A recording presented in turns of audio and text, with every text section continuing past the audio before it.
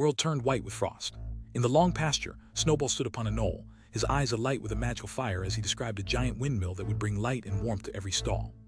But Napoleon stood in the shadows, his obsidian eyes cold as ice. While others cheered, he looked at the plans with a silent, heavy hatred that made the very air feel thick and uneasy. Rumors of a great battle began to swirl. The humans were coming back.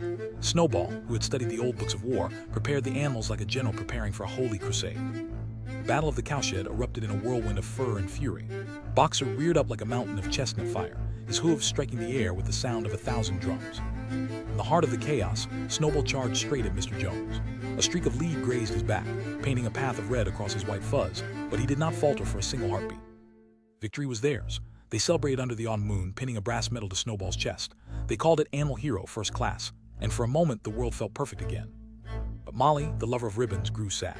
She missed the sugar and the soft touch of human hands. One morning, she vanished into the mist, leaving only a trail of red ribbons in the snow. The rivalry over the windmill reached a boiling point.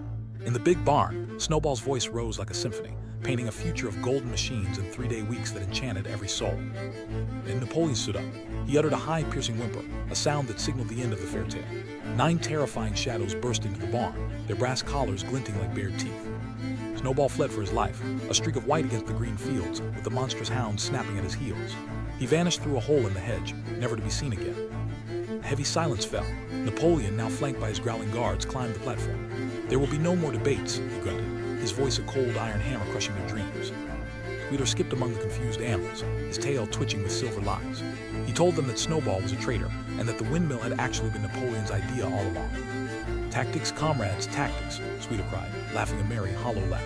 The animals didn't understand the word, but the growls of the dogs made sure they didn't ask any questions. The labor began. Boxer became a titan of stone, waking before the sun to drag boulders up the hill. "I will work harder," he whispered, his breath a cloud of silver in the cold air. As the pigs moved into the farmhouse and began to sleep in the beds, the animals looked at the wall.